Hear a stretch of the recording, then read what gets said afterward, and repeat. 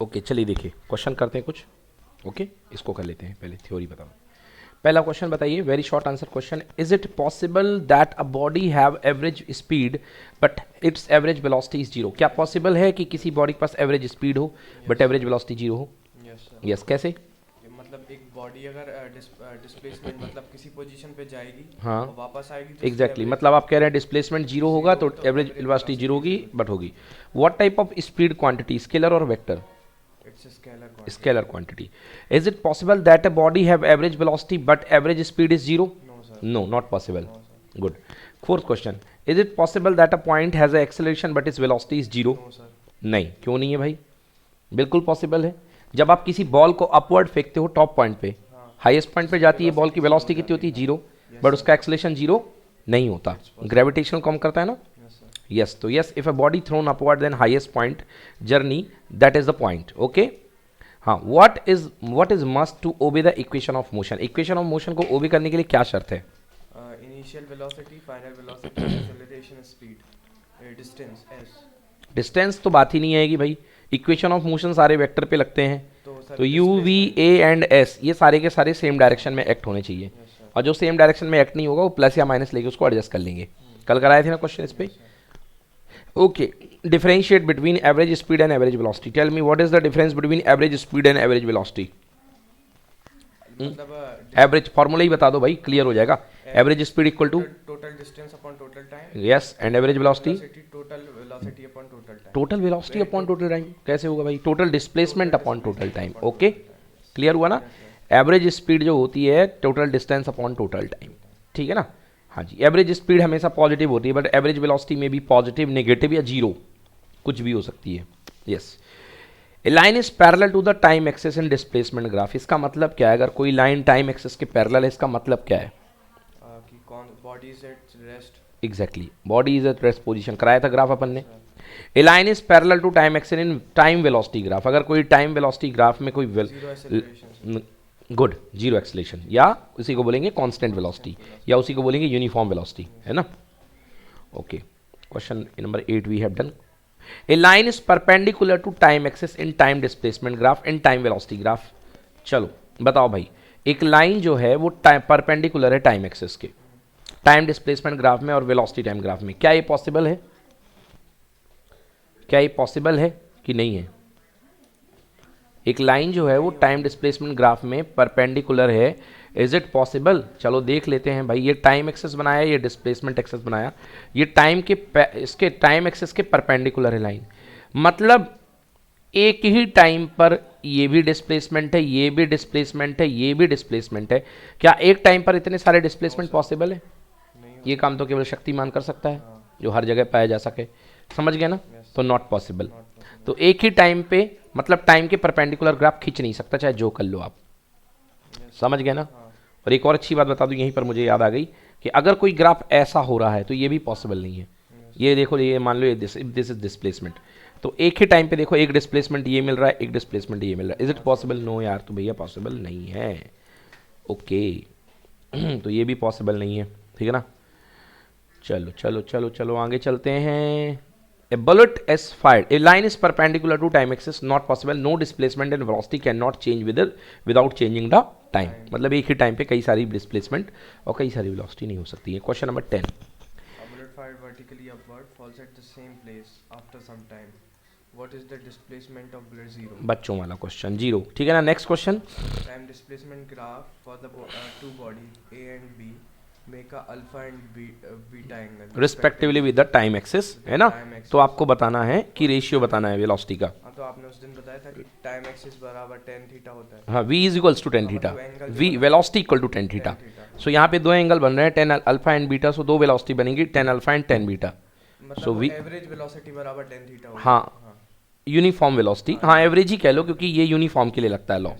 So v is equals to ten alpha, v is equal to ten beta, तो दोनों का ratio करोगे तो ten alpha ratio ten beta, समझ गए। नेक्स्ट क्वेश्चन पढ़ो। Two sphere of 2 kg and 6 kg fall freely from the same height which will reach at the ground first first. 2 kilogram और 6 kilogram के दो गोले फेंके गए हैं सेम हाइट से।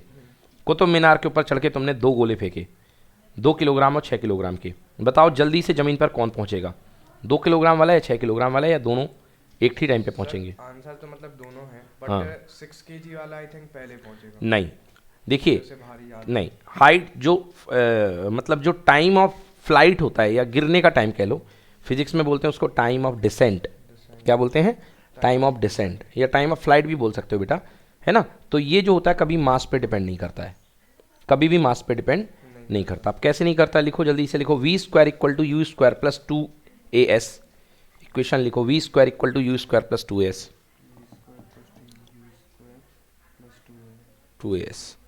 ठीक है ना। अब देखो, अब आपके पास कोई गोला गिरा है, इनिशियल वेलोसिटी कितनी है? 0 है। आपने उसको ड्रॉप किया है, क्या किया है? ड्रॉप किया है। तो u की वैल्यू 0 पुट कर दो। u की वैल्यू आपने 0 पुट कर दी, कर दी। तो इक्वेशन आपने लिखा था v square equal to u square plus 2as, okay, है ना। v स्क्वायर था ये, तो u की वैल्यू 0 पुट कर दी, प्लस 2, एक्सेलेरेशन कितना है? g, downward gravity, okay. अभी मैं g को नीचे साइड को प्लस मान के चल रहा हूँ, g डिस्प्लेसमेंट भी नीचे है, तो डिस्प्लेसमेंट कितनी होगी? हाइट के इक्वल। इक्वल टू क्या आएगा बेटा? v square. इक्वल टू क्या आएगा? v square. तो h यहाँ पे अपन के पास, ओके। अपन को टाइम निकालना था, बट अपन तो आ गए हैं गलत रिलेशन में, हम तो वेलोसिटी वाले में आ गए, हम तो हाइट निकलेगी यहाँ से, तो हमें चलना पड़ेगा वापस s equal to u t plus half a t square में। तो लिखो भैया s equal to u t plus half a t square, half a t square, okay. s की जगह रख दो h, डाउनवर्ड, यू टी हो जाएगा 0, केवल बचेगा 1/2 जी टी स्क्वायर, डन। 1/2 जी टी स्क्वायर। अब इससे t की वैल्यू 2 को इधर ले जाओ तो 2h आ गया, 2h equal to g t square, तो अपॉन t हो जाएगा। ओके। हाँ, तो t square equal to upon g हो जाएगा, तो t square equal to 2h upon g, हाँ, तो root 2h to root 2h upon g, root 2h upon g g. तो क्या कहीं पर मास आ रहा है इसमें रिलेशन में? नहीं आ रहा, मतलब टाइम गिरने वाला मास पे डिपेंड करता है क्या? नहीं करता। नहीं करता। समझ में आ गया ना। कभी भी जो होता है टाइम, ये मास पे डिपेंड नहीं करता है, मतलब फ्रीली फॉलिंग का बिल्कुल मास पे डिपेंड नहीं करेगा। यस, तो आप चाहे हाथी को फेंक दो या बकरी को फेंक दो, दोनों सेम टाइम में ज़मीन में गिरेंगे, ओके। ठीक है ना। फिर आप कहोगे सर ऐसा, फिर तो ऐसे तो हम एक पंख को फेंक दें, फेदर को, और ज़मीन में हम एक बॉटल फेंक दें तो फेदर देर में गिरता है। भाई मेरे, फेदर जो होता है वाटर एयर का रेजिस्टेंस फील करता है, इस वजह से। तो ये जो बात हो रही है वैक्यूम के लिए हो रही है, जो मतलब एयर हाँ टाइट हो। हाँ, एयर टाइट हो बिल्कुल, जिसमें एयर ना हो एक भी, है ना, या एयर फ्लो ना हो रही हो किसी प्रकार से। तो ये वैक्यूम के लिए एक्सपेरिमेंट है, ठीक ना। चलिए याद दिलाइएगा, इसका मैं वीडियो आपको दिखा दूंगा, है ना, कि किस तरीके से ये फेदर वाला एक्सपेरिमेंट होता है, ओके। देखता हूँ शायद यहीं पर हो, तो यहीं पे दिखा देता हूँ वीडियो में आपको।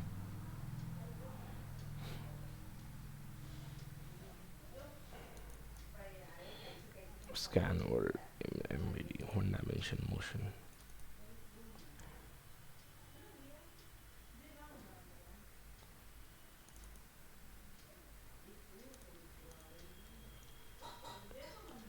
चलिए अभी याद नहीं है कहाँ पे है, अभी देखते हैं आगे की पढ़ाई। Done, okay. नेक्स्ट क्वेश्चन ये हो गया। क्वेश्चन 13 पढ़िए। Some example of motion are given below. Mention which one of is one dimension. बताइए। Two dimension, three dimension. हाँ, 1D 2D 3D के एग्जाम्पल बताने हैं। पहला a bird flying in the sky, कौन सा है भैया? 3D है। Earth revolving around the sun, ये भी 3D 2D है भाई। 2D, हाँ। अर्थ उछल उछल के थोड़ा ना चल रही दो है, एक्सिस केवल 2 एक्सेस में चल रही है, एक्स और y. Next, a ball dropped vertically downward, downward तो 1D sir. Exactly, this is one dimension, okay, good. सो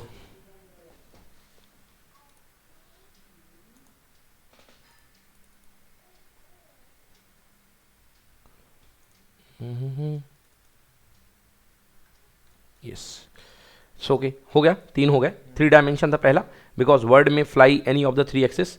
दूसरा अर्थ का जो था 2 डायमेंशन था, और अपना काइट वाला जो था उसका 1 डायमेंशन आपने बताया, जो बॉल का।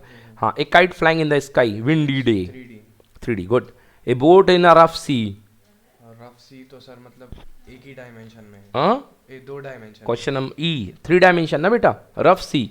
देखो बोट वैसे क्या है, वो क्या है अपना समुंदर, प्लेन है। प्लेन है। अगर शांत पानी होता तो बोट या तो लेंथ ट्रेवल करती या ब्रेड ट्रेवल करती।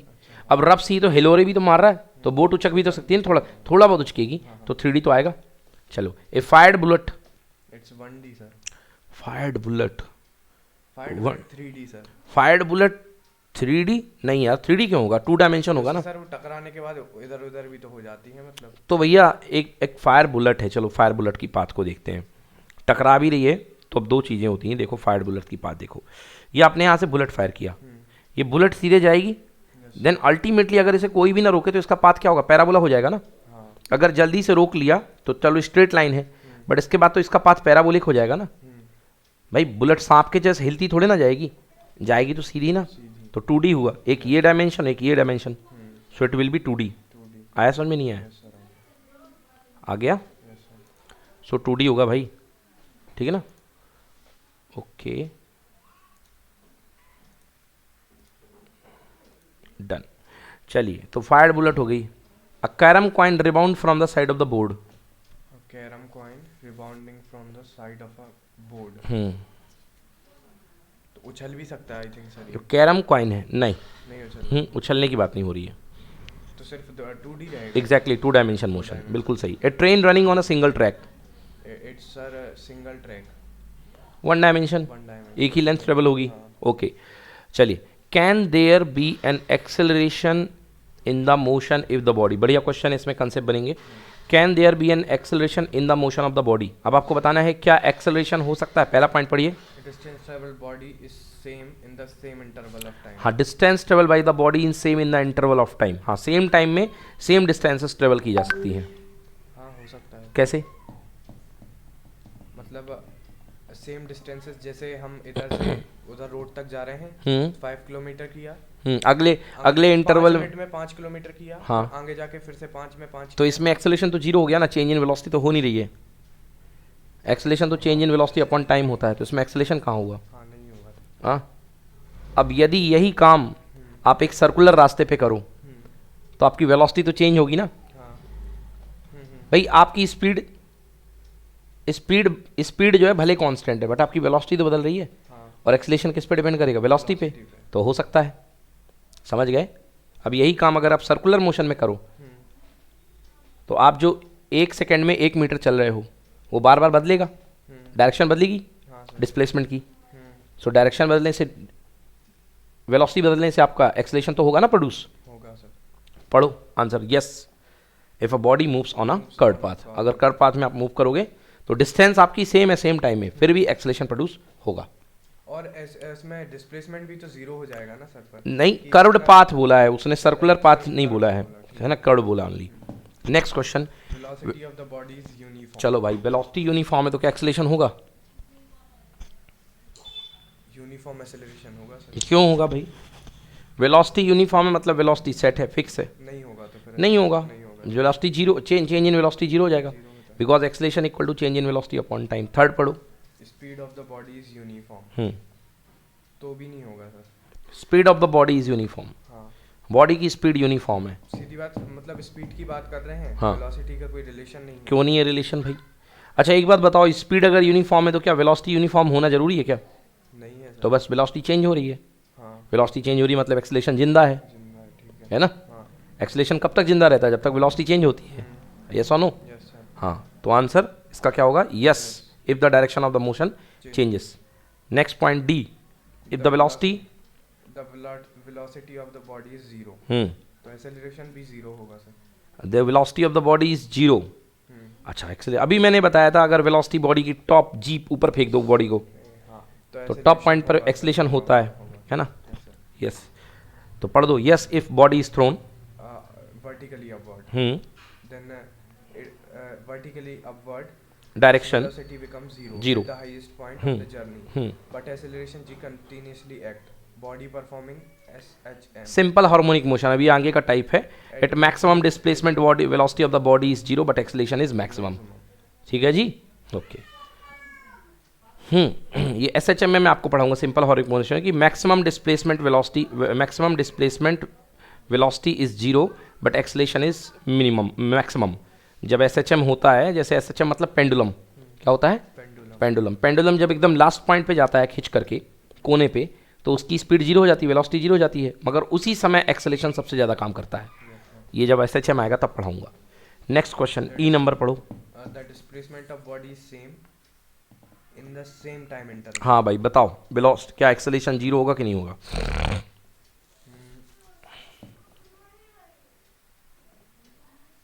नहीं होगा sir. The displacement of the body same in same time interval, can there be an acceleration in the motion? क्या एक्सेलरेशन होगा इसमें कि नहीं होगा? नहीं होगा, कैसे? Velocity constant. वेरी गुड, बहुत अच्छे, बिल्कुल सही। वेलोसिटी कांस्टेंट है भाई, डिस्प्लेसमेंट सेम टाइम में सेम इंटरवल में सेम हो रहा है, तो वेलोसिटी कांस्टेंट है। Next question F, body is moving on a circular path with constant speed, acceleration जिंदा है या मर गया? है जिंदा। जिंदा है, बिल्कुल सही है, क्योंकि डायरेक्शन चेंज हो रही है, वेलोसिटी की डायरेक्शन चेंज हो रही है, वेलोसिटी की डायरेक्शन चेंज हो रही है तो वेलोसिटी चेंज होगी, चाहे डायरेक्शन से हो चाहे मैग्नीट्यूड से हो। चलो भैया, some give example of the motion are given below, answer the answer which can be considered as point object. ओहो कितना सिंपल है। किसको पॉइंट ऑब्जेक्ट? मैंने पॉइंट ऑब्जेक्ट की डेफिनेशन बताई थी आपको पहली क्लास में, कि अगर किसी ऑब्जेक्ट की खुद की साइज छोटी हो और वो जो खुद बहुत बड़ी डिस्टेंस हो। चलो तो पहला बताओ, एक glass falls on the edge of a table, at the edge of a table, मतलब एक ग्लास रखा हुआ है, वो जमीन के टेबल से नीचे गिर जाता है। ग्लास रखा हुआ है, टेबल से नीचे गिर जाता है, क्या वो पॉइंट ऑब्जेक्ट माना जाएगा? नहीं माना जाएगा। A glass falls down at the edge of the table, माना जाएगा क्या? नहीं माना जाएगा। ग्लास की साइज काफी बड़ी है, और एज पे गिरना, ऐसे कोई ग्लास गिर गया एज पे, तो उसने ले दे के कोई ज़्यादा डिस्प्लेसमेंट थोड़ा ट्रेवल करी, उसी ऑर्डर की करी है, तो not a point object. Next अगला, a spinning cricket ball that turns sharply on hitting the ground. चलिए बताइए। बिल्कुल बिल्कुल सही है भाई। पूरा प्लेग्राउंड बहुत बड़ा होता है और बॉल की साइज इतना सी होती है। बट इसको एक बार फिर से पढ़ता हूँ, the a spinning cricket ball that turn sharply on hitting the ground, on hitting the ground. तो भाई अगर पूरे मैदान की बात की जाए तो वो तो पॉइंट ऑब्जेक्ट होना चाहिए, बट आंसर यहाँ पे देखिए, no the size of the ball is not negligible as compare to the distance it turns after hitting the ground. तो देखो, अगर केवल इसके टर्न्स के कंस्ट्रक्ट में लिया गया है, केवल टर्न वाली अमाउंट के लिए, तो ये पॉइंट ऑब्जेक्ट नहीं है। अगर केवल टर्न को देख के बोला गया है तो छोटा सा होगा, टर्न छोटा सा होगा, बॉल बड़ी होगी, है ना। तो अगर बट यदि होल ग्राउंड में फुटबॉल की मोशन की बात की जाए, क्रिकेट बॉल की, तो होल ग्राउंड के रिस्पेक्ट में या पूरे मैच के दौरान की बात की जाए तो वो कैसे ट्रीट होगा? एक पॉइंट ऑब्जेक्ट की तरह। अगला question, superfast train moving between Agra and Delhi. लो भाई बताओ, पॉइंट ऑब्जेक्ट है कि नहीं है? है बिल्कुल है भाई, ट्रेन की लेंथ बहुत स्मॉल है। अगला क्वेश्चन करो, a body completes 400 meter race on the playground on the annual sport. लो भाई, इंसान की हाइट कितनी? 5 फीट 6 फीट, और 400 मीटर तो जाएगा हजारों फीट के ऊपर, तो क्या है भैया? यस है ना, पॉइंट ऑब्जेक्ट है, नेग्लिजिबल। चलो भैया अगला question, which physical quantity represented by the slope of time displacement graph का स्लोप क्या देता है? Velocity. And time velocity graph का स्लोप, बस बिल्कुल सही है। चलिए अगला क्वेश्चन है short answer type question. Question, can distance between 2 point be smaller than the displacement, can it equal, give example. भाई बताओ, क्या कभी भी डिस्टेंस कम हो सकती है डिस्प्लेसमेंट से? नो, कभी नहीं, है ना। क्या ये इक्वल हो सकती है? बिल्कुल हो सकती है, जब पाथ स्ट्रेट लाइन हो, जब पाथ स्ट्रेट लाइन हो और वापस आने का कोई वादा ना हो, है ना। Next question, difference between distance and displacement, speed and velocity, average speed and average velocity, velocity change and acceleration. भाई चारों करवा चुका हूँ, कोई दिक्कत वाली बात नहीं है ना।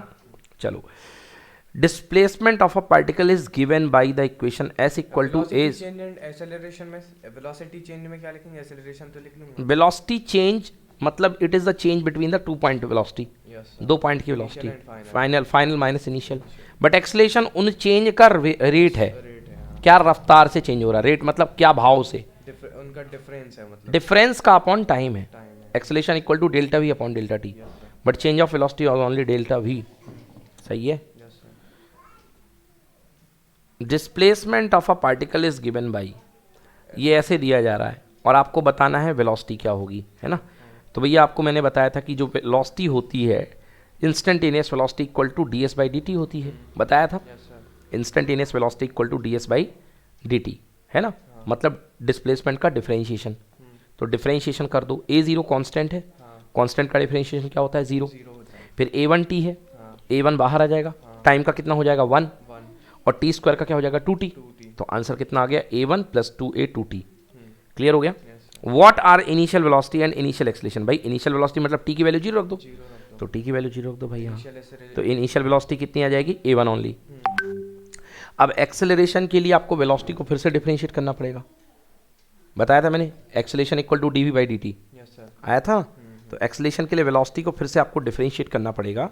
तो भैया जब वेलोसिटी को फिर से डिफरेंशिएट करोगे इसको, तो a1 हो जाएगा जीरो और 2a2t का क्या आ जाएगा? 2a2 आएगा।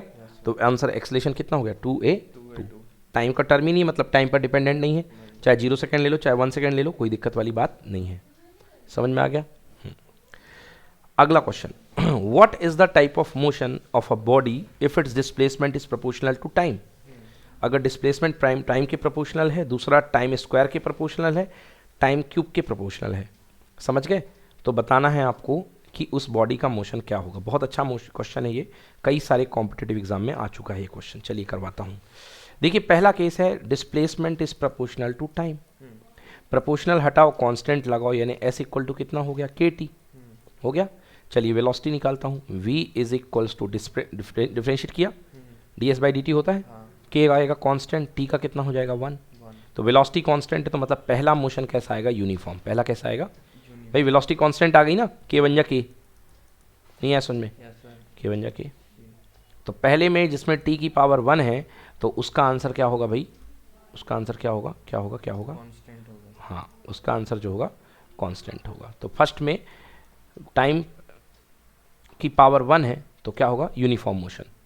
यूनिफॉर्म मोशन मतलब कांस्टेंट वेलोसिटी, यूनिफॉर्म मोशन मतलब कांस्टेंट वेलोसिटी। दूसरा टाइम की पावर 2 है, चलिए टाइम की पावर 2 देख लेते हैं। अगर टाइम की पावर 2 है तो क्या होगा? तो s is proportional to t की power 2, s equal to k times of t की पावर 2। डिफरेंशिएट कर दिया अब इसको, ds by dt, ds by, जो अपन t को सर 1 ले रहे हैं, हाँ वो t to the power, question में दिया है ना, t की पावर 1, t की पावर 2, t की पावर 3, तीन पार्ट में दिया क्वेश्चन में। तो 1 लेंगे तो पावर आगे आएगी और पावर माइनस हो जाएगी, वही वाला। हाँ वही कंसेप्ट, तो t का 1 हो जाएगा ठीक है सर। भाई। t की पावर 1 तो n 1 पावर, t की पावर 1 माइनस 1 इक्वल टू 1 आएगा भाई। t की पावर 0 इक्वल टू 1 होती है भाई। मेरे को लगा कि t का डिफरेंशिएशन हर किसी को आता है, कोई दिक्कत वाली बात नहीं है, मैंने भी ठीक है सर, वो तो पूछ लिया है ना? नहीं नहीं कोई दिक्कत नहीं है, ठीक है। आगे समझ में ना? तो टी स्क्वायर इसका कितना आ जाएगा बेटा? 2t आ जाएगा। बोलो आगे समझ में ना? अब देखो ये जो वेलोसिटी है वो टाइम के साथ लीनियरली डिपेंड कर रही है, डिपेंड कर रही है कि नहीं कर रही है? टी स्क्वायर था ना सर? हाँ, टी स्क्वायर का 2t हो गया। हाँ हाँ देखो देखो टी स्क्वायर का डिफरेंशिएशन हाँ 2n t की पावर n माइनस 1, 2 माइनस 1, तो 2t की पावर 1 यानी 2t लिख सकता हूँ ना, ठीक है 2t हो गया।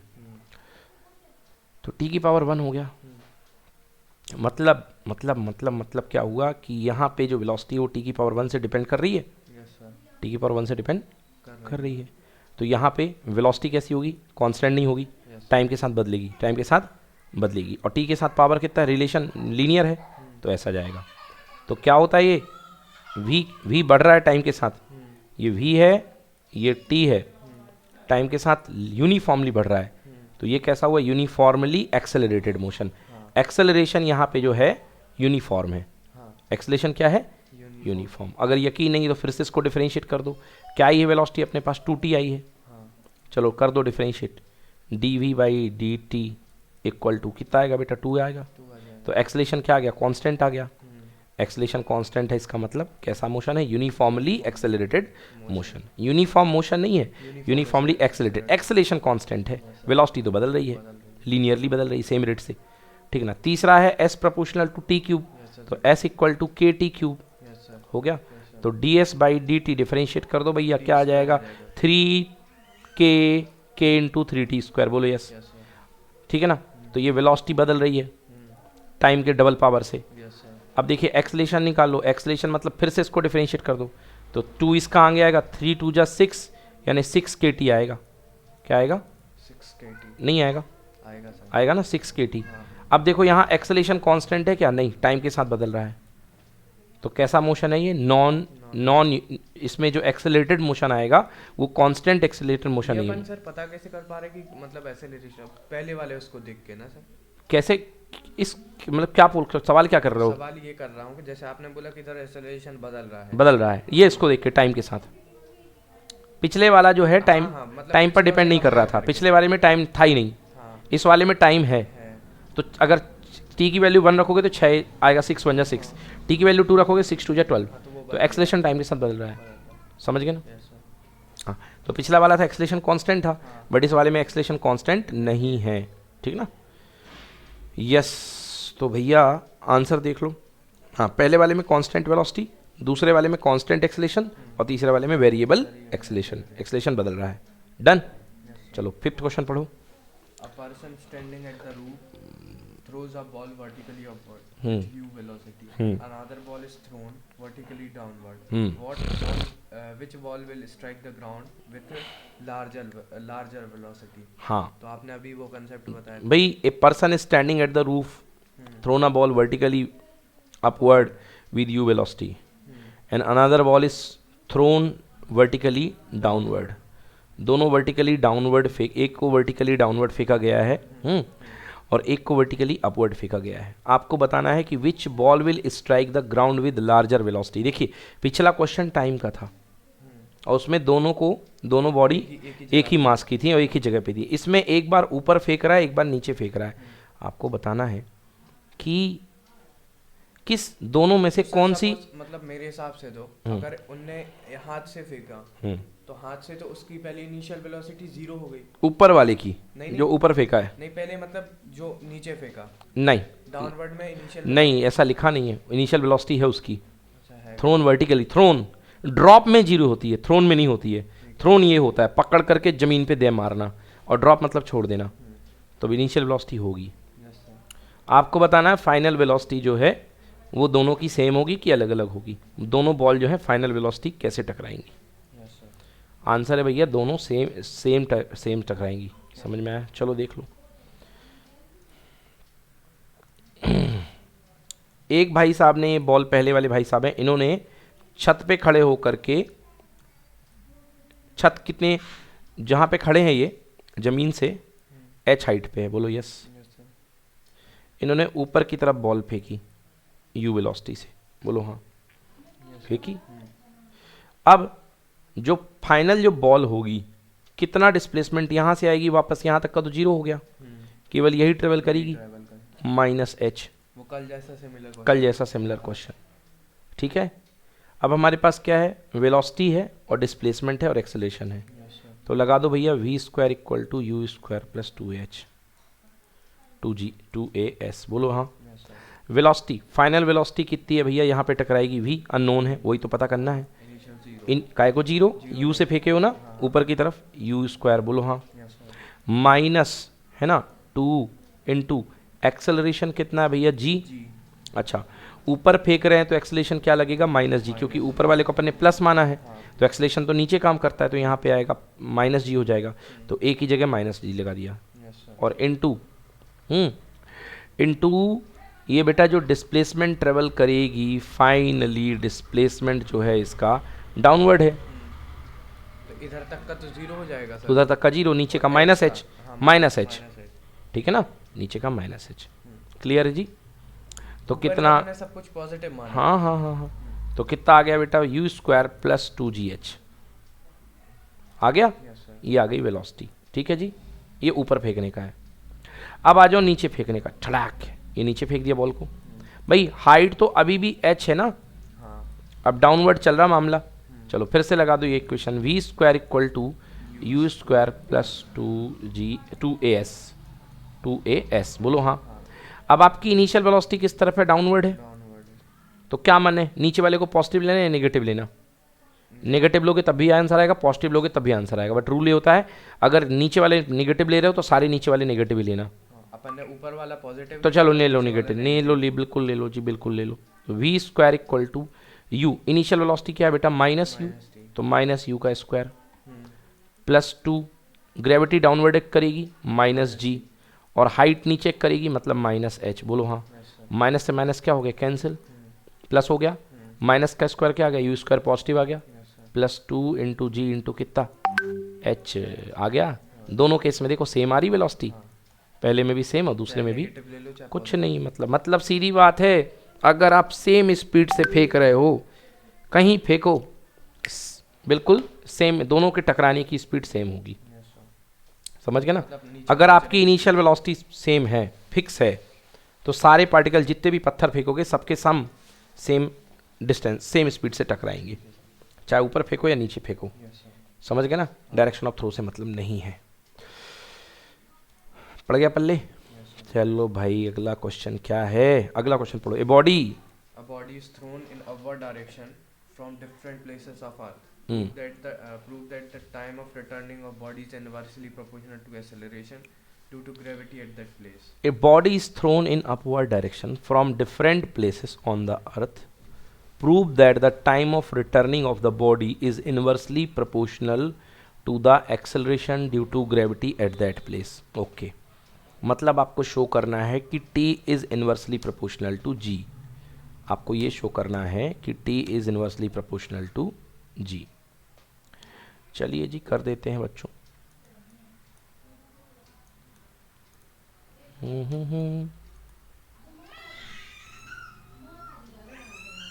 चलिए इसको शो कर देते हैं।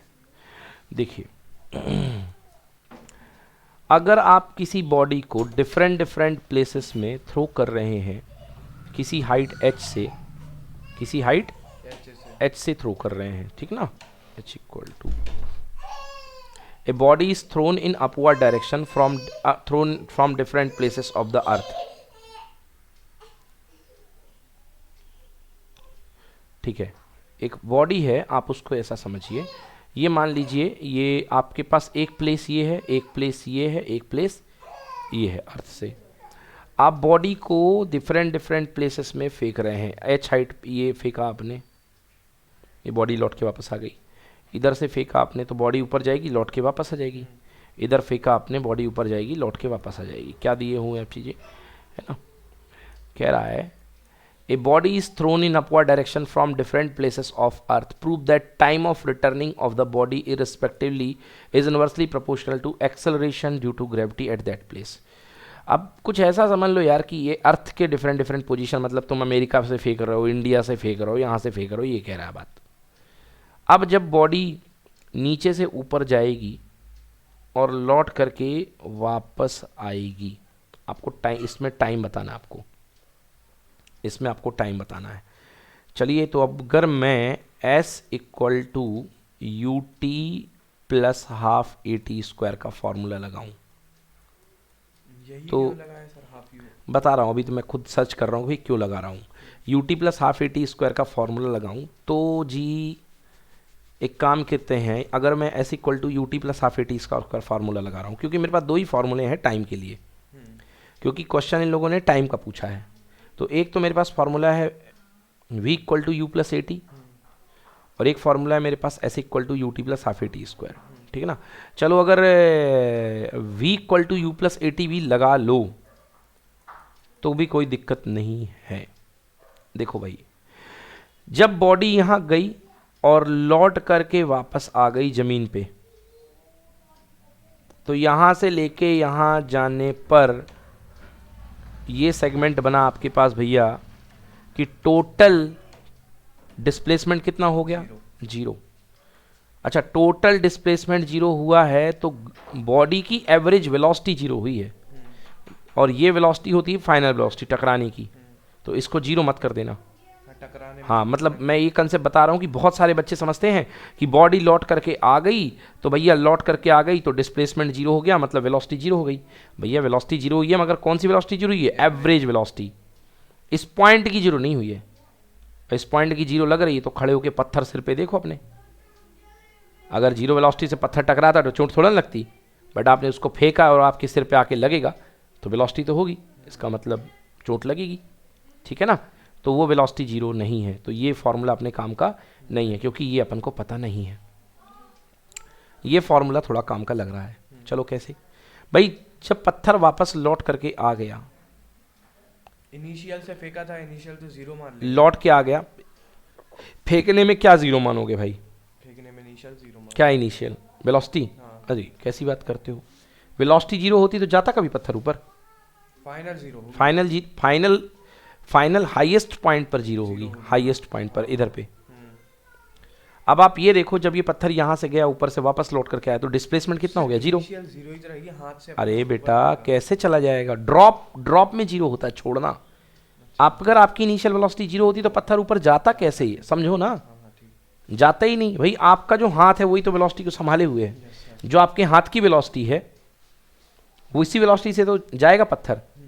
बॉलर दौड़ करके आता है, जो उसके हाथ की वेलोसिटी रहती है वही तो देता है बॉल को। Yes sir. समझे? समझ गए? तो बॉल गई, डिस्प्लेसमेंट कितना हो गया? Zero. Formula S equal to u t plus half a t square. A t square देखो बेटा, डिस्प्लेसमेंट कितना है? जीरो।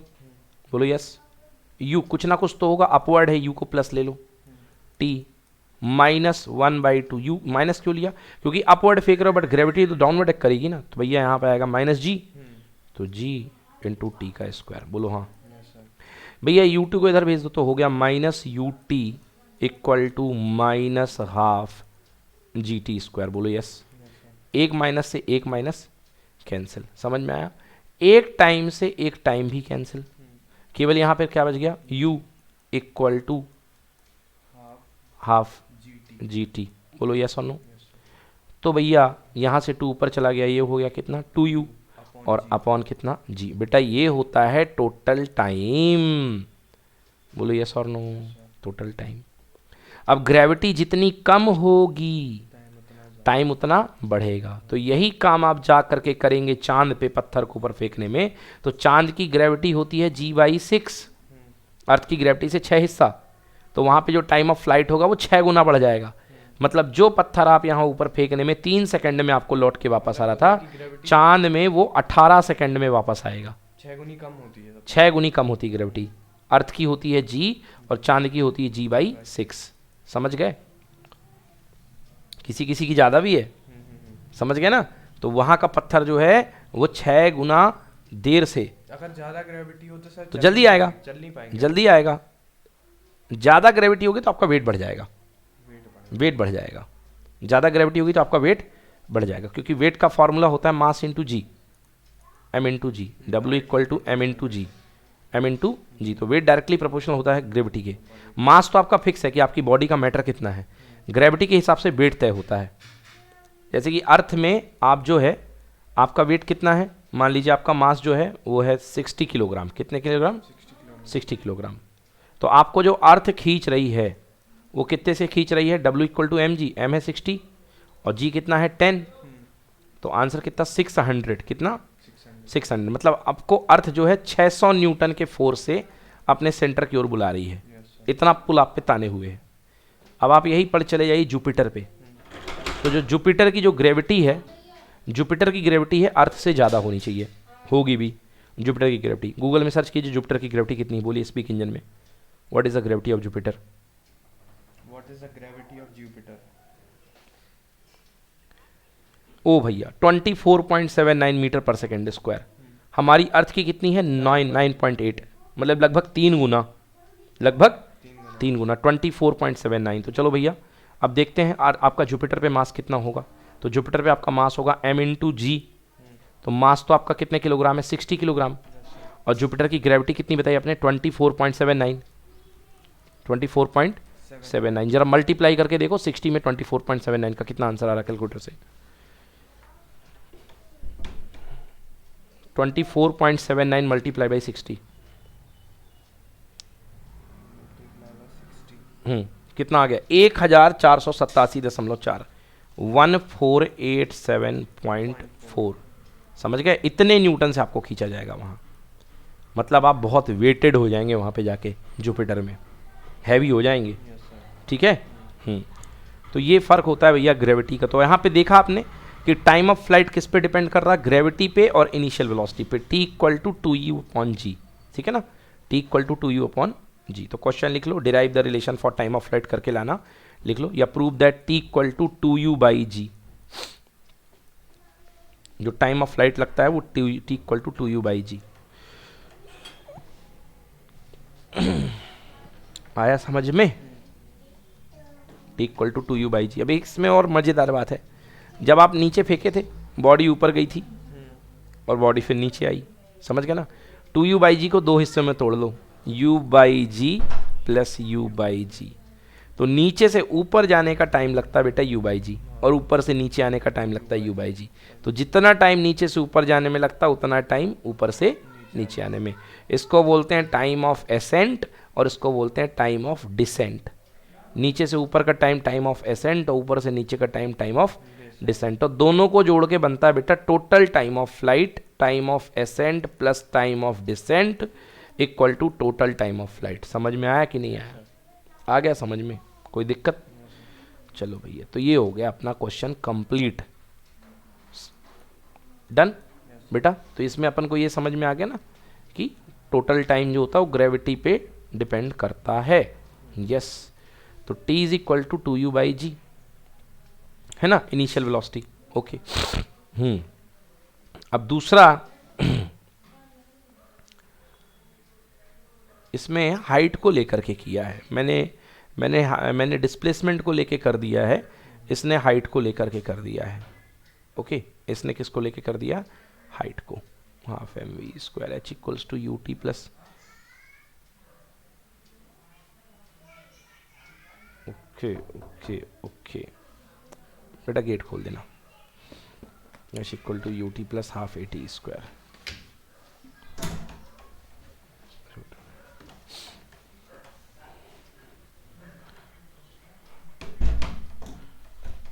एलिस क्वेश्चन ग्रुप में डाल दिए हैं, स्टार्ट करो हैं। गुड मॉर्निंग बेटा। Equal to u t plus half a t square half g t square. अब सवाल है यार, ये जो किया है इसने, ये कैसा किया हुआ है? ठीक है ना, ये इसने कैसा किया हुआ है, ये इसको मैं आपको एक्सप्लेन कर देता हूँ। इन्होंने ऐसा किया है, नहीं ये जो इस तरीके से किया गया है, इसका मैं बताता हूँ इसका किया क्या है। भाई इसने कहा कि हमने यहाँ तक भेजा और इसके बाद इसने बॉल नीचे आ गई, बॉल नीचे आ गई, तो इसने आधा ले रखा है क्योंकि इसने u को 0 रखा है, मतलब इसने यहाँ से लेके यहाँ तक की कैलकुलेशन करी है। u 0 तो यहीं पे होगा ना, हाईएस्ट पॉइंट पे। Formula s equal to u t plus half a t square होता है जी। s नीचे जा रहा डाउनवर्ड, मैंने कहा माइनस एच ले लो भैया, माइनस एच ले लो। u 0 क्योंकि यहाँ से जब छुपे ड्रॉप होगा तो कितना होगा 0 प्लस 1/2, ए की जगह कितना बेटा g, ड्रॉप है मतलब माइनस जी, बोलो हाँ। नीचे आ रहा ना g, तो नीचे ही काम करता है, माइनस जी, ठीक है ना। और t का स्क्वायर हो गया, माइनस से माइनस कैंसिल, तो 2h आ गया, 2h और नीचे आ गया g इक्वल टू कितना t का स्क्वायर।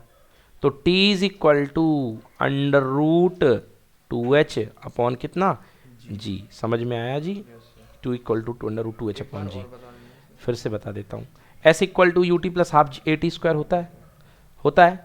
यहाँ पर वेलोसिटी कितनी है? u 0 है, बॉडी ने 0 वेलोसिटी से कूदी 0, क्यों इस पॉइंट की बात कर रहा हूँ मैं, इधर की है, इधर की बात कर रहा हूँ हाईएस्ट से। तो 0 इंटू टी 0 हो गया, प्लस 1/2 जी कितना लग रहा है बेटा?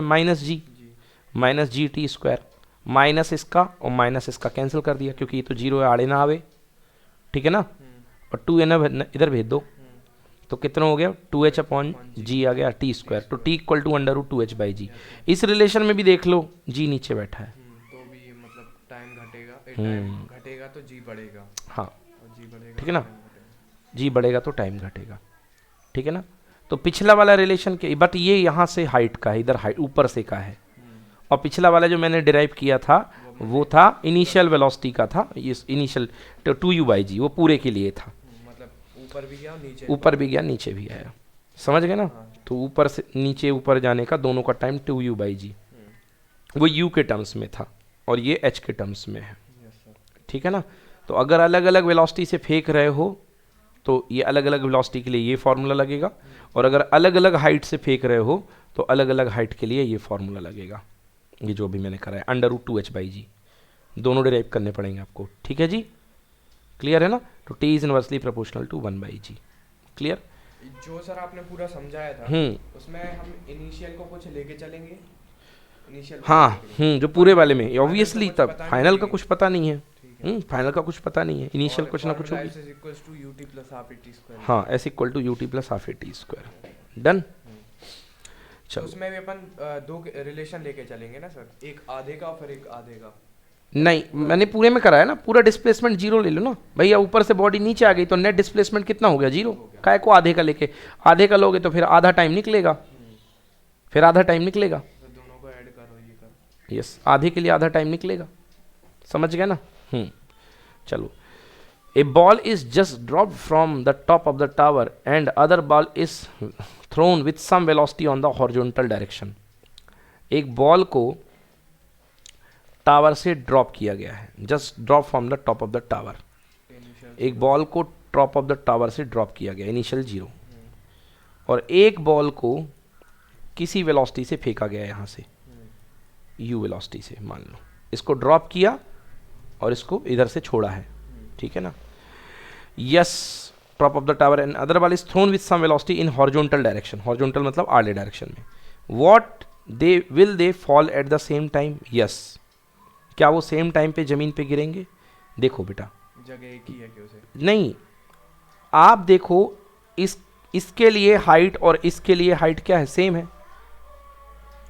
अरे यहीं से तो फेंक रहे हो, मतलब एक ही velocity। हाइट सेम है। हाँ। अब इस वाले में इनिशियल वेलोसिटी वर्टिकल डायरेक्शन में कितनी है, जीरो है, जीरो है। इनिशियल, और इधर भी फेंक रहे हो तो इस डायरेक्शन की तो वेलोसिटी है, मगर डाउनवर्ड वेलोसिटी कितनी दी है आपने, जीरो ही तो दी है, और नीचे गिरने के लिए कौन सी वेलोसिटी काम में आएगी, downward velocity.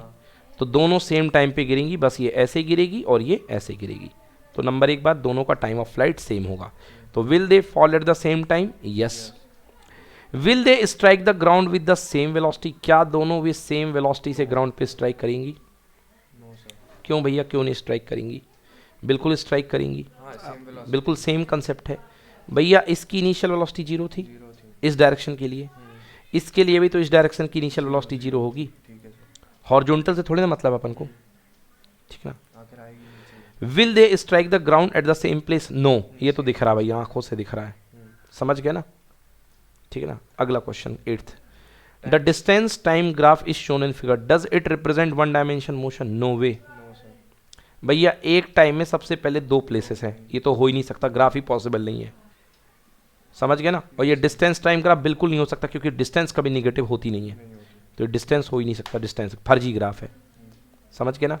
The time velocity graph shown, does it represent one dimension motion, no यार, दो वेलोसिटी एक पॉइंट पे कहाँ से हो जाएंगी, समझ में आया ना।